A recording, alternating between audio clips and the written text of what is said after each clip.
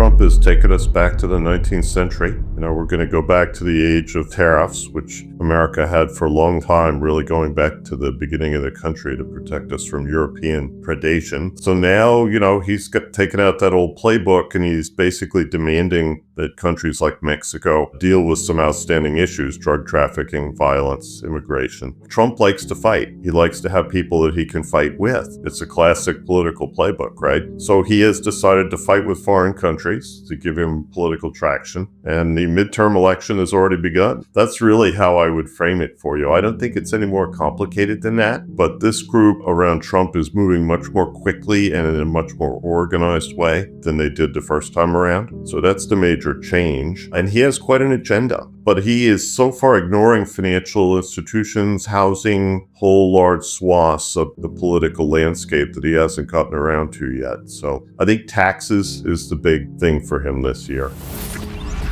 In the period, that we talk about in inflated, which was really the 1900s into the Great Depression, tariffs were quite popular. They were the stock and trade of the Republican Party. They didn't want to essentially allow the Europeans to attack American industries. That all changes after World War I now, because we discover how cool it is to sell the Europeans bullets and clothing and everything else they needed for the war. And that caused the American economy to recover from what had been a difficult period. But right after World War I in 1918, the economy falls flat, especially the farm sector. So the Democrats were always against tariffs. They thought it was bad for the working man. They thought it would promote inflation. And the reality is that the tariffs in the 1930s, Smoot-Hawley, which is iconic in most history books, was really about the agricultural sector. The farm had been going through deflation for more than a decade, and it was a desperate last effort to help farmers, and it didn't help at all. FDR had devalued the dollar in 1933. He had seized all the gold. So, the U.S. was in for a decade of deflation and very difficult times, and I think it's wrong to blame that on tariffs. Tariffs were a factor, clearly. They didn't help, but we had had tariffs for 50 years before that.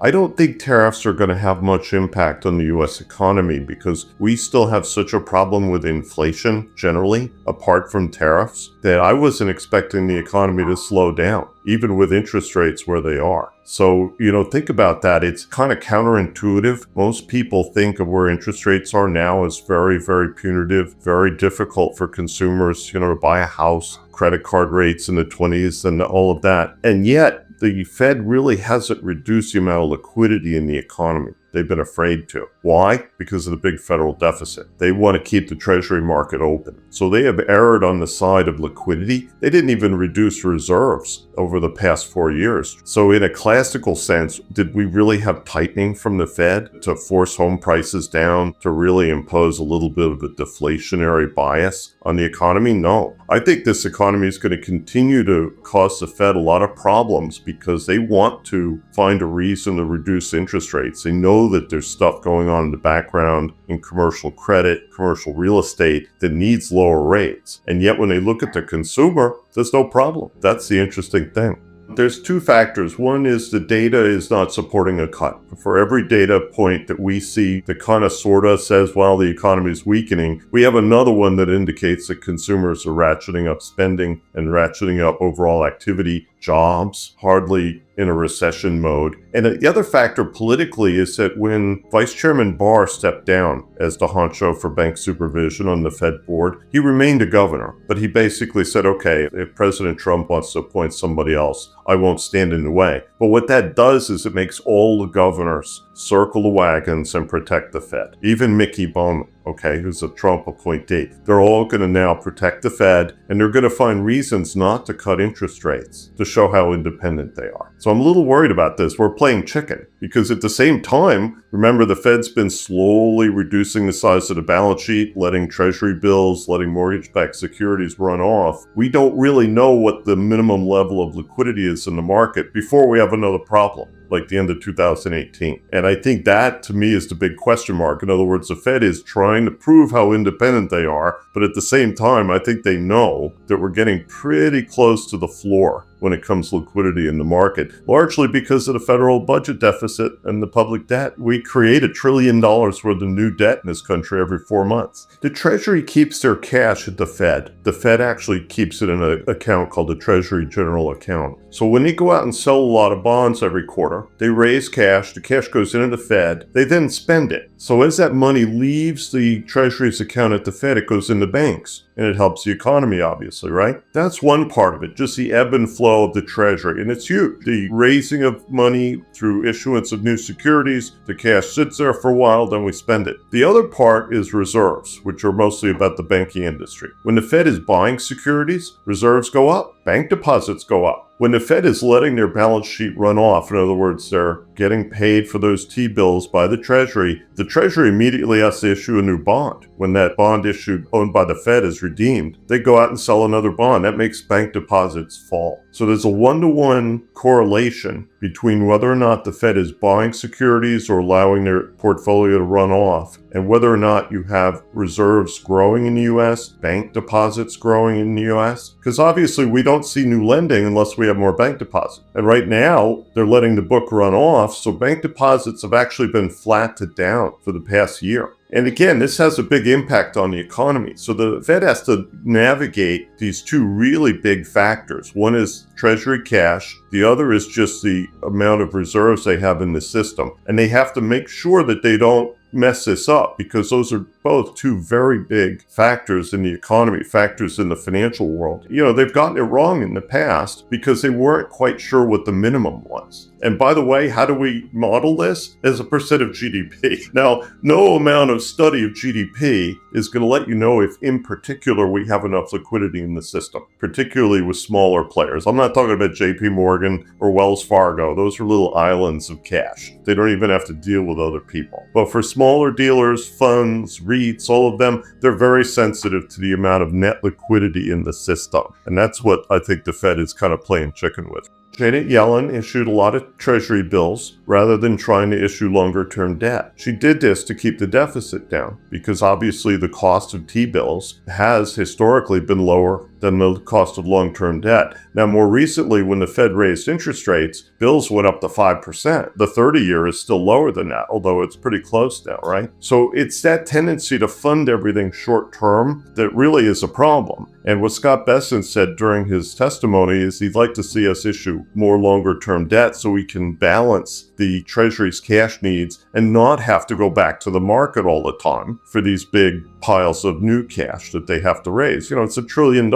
every 4 months. So he did address it, but the question is, can we do it? Because the markets are not as keen on owning 30-year bonds as they are owning T-bills. And part of this is just volatility. It's safer to be down at the low end of the curve than it is to be out there owning a lot of duration risk. That's what he faces. It's a very complicated issue because members of Congress, depending on what day it is, are not necessarily going to help him. Members of Congress want candy to take home. They want to cut taxes. So, Bessent has to be much like Steve Mnuchin was in Trump 1, the adult in the room. And he is surrounded by people who, frankly, I think are dangerous irresponsibles. All they care about is short term and, the midterm elections coming up. That's about as far as their thinking goes.